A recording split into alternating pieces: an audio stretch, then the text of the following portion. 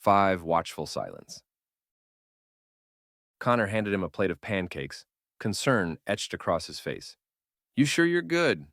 You barely slept. Evan managed a weak smile. Birthday nerves. Connor snorted. Dude, you're turning 21, not 90.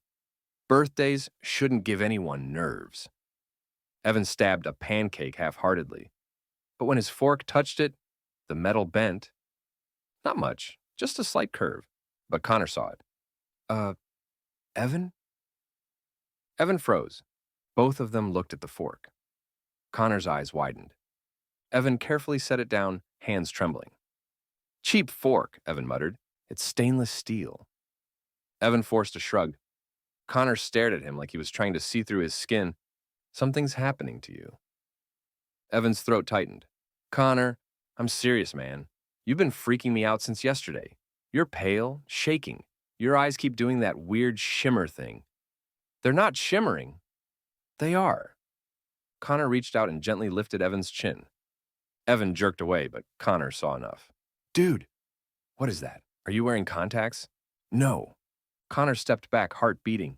Evan, your eyes are silver. Evan squeezed his eyes shut. I know. Connor stared at him. What's wrong with you? Evan slammed his hands on the table without meaning to. Energy crackled under his palms. The wood hissed. Connor staggered back. Evan leaped away from the table, horrified. I'm sorry, I didn't mean... What the hell was that? I don't know, Evan yelled. I don't know what's happening to me. Connor stared at him, chest heaving. A long silence. Then Connor swallowed hard. What happened yesterday? The fainting. The shaking. Is this related? Evan nodded helplessly. Connor rubbed his face with both hands. Okay.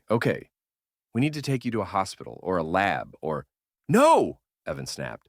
Connor, you can't. They'll... He cut himself off. How do you explain to your best friend that you saw glowing gods made of light, and one of them told you you're not human anymore? Connor peered at him with rising fear. Evan, what aren't you saying? Evan shook uncontrollably, gripping his head. I'm changing, he whispered. I'm not normal anymore. Connor blinked. What do you mean changing? Evan's voice cracked. I don't think I'm human. Back on Sinadaxia, Tarvo knelt on the spire, eyes closed, aura dimmed to a pinprick. He was listening, not with ears, but with resonance. He could feel Evan's fear, not through telepathy, but through vibration. Fear changed the frequency of awakening energy. He had seen it trillions of times before, across countless species. Fear made power unstable. Unstable power caused collapse. Tarvo, Yara said softly behind him. He's frightened. Yes. He is trying to hide it from those around him. Yes. Yara stepped beside him, folding her hands. Should we guide him? No. Not even gently? Tarvo opened his eyes. Yara, if one hand touches a newborn wildfire, even gently. Yara nodded. The whole forest burns. But what if he breaks? She whispered. Tarvo lowered his gaze. Then it is fate's decision, not ours. A silence, and then Yara inhaled sharply. The Zorvexians moved.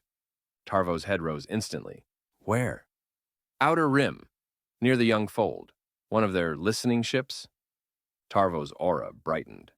Are they observing the awakening? Yes. Tarvo's voice grew cold. They will attempt contact. Do we stop them? Tarvo shook his head. No, not unless they attempt to shape him. And if they do? Tarvo's aura erupted like a star igniting. Then I will tear their ship from the continuum. Yara closed her eyes. She had missed this. The old Tarvo, the one who almost never raised his power, because when he did, the universe listened. Connor stared at him like he'd confessed to murder. You're not human, dude? No way. You're joking. I'm not, Evan whispered. Connor stepped back, panic rising in his eyes. What the hell do you mean you're not human? You're my roommate. You've lived here for months. We went to high school together. I know. You bleed red, you eat pizza, you get hangovers. I know. Connor's voice cracked. So what are you then? Evan swallowed hard, heart beating as he spoke the words. He barely believed himself. Sinadax. Connor blinked. What?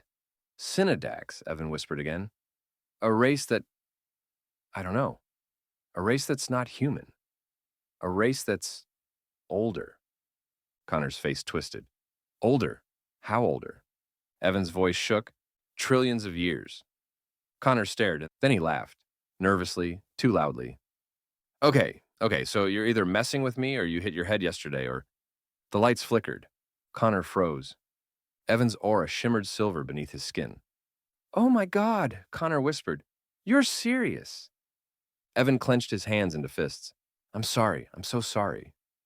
I didn't want this. What do you want me to do? Connor asked, voice trembling. I don't know. I don't know anything. Another pulse hit him. Hard. Evan gasped and doubled over. A wave of silver light erupted from his spine, his aura flaring again, stronger than ever. Connor screamed and stumbled back. Evan grabbed the wall, teeth clenched as the power surged. No, no, no! Silver radiance cracked through the apartment, shattering one of the hanging lights, warping the air. Connor ducked behind the couch. Evan, stop! I can't! Another pulse, another surge. The world bent around him like a heatwave. His energy was growing, accelerating, expanding. His heart raced so fast he could barely breathe. The world flickered. His vision went blinding white. And then everything went silent. Deep in the void beyond the young fold, a black dagger-shaped vessel drifted silently, cloaked in a resonance field that bent starlight around its hull. Inside, Zorvexian Commander Varkel stood over a console, his cobalt skin shimmering under pulsing red lights. Report, he ordered. A younger officer prostrated himself. Commander, the energy spike from Earth has increased. The neophyte's resonance grows exponentially. He is unstable. Varkel's eyes narrowed, twin vertical slits glowing crimson. Show me.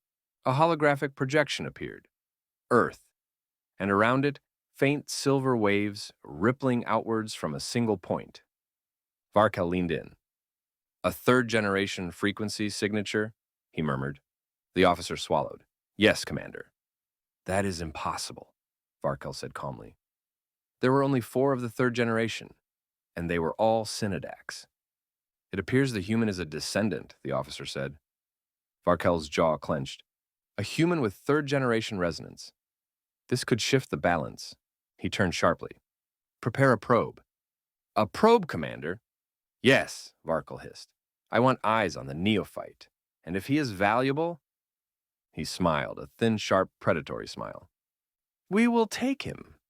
Tarvo's aura flared the moment the Zorvexians launched the probe. Yara gripped his arm. Tarvo! They move. How far from the human? Tarvo's eyes glowed. Too close. Yara's pulse quickened. What do we do? Tarvo straightened, rising to his full height. We do what we must. Tarvo, if you intervene openly.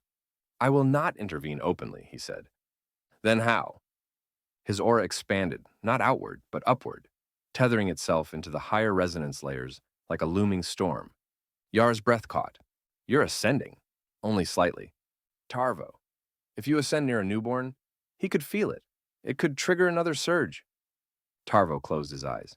Yes. And you're doing it anyway. Yes. Yara swallowed. Why? Tarvo's aura shifted like a silver tide. Because I must protect him without touching him, and this is the only way.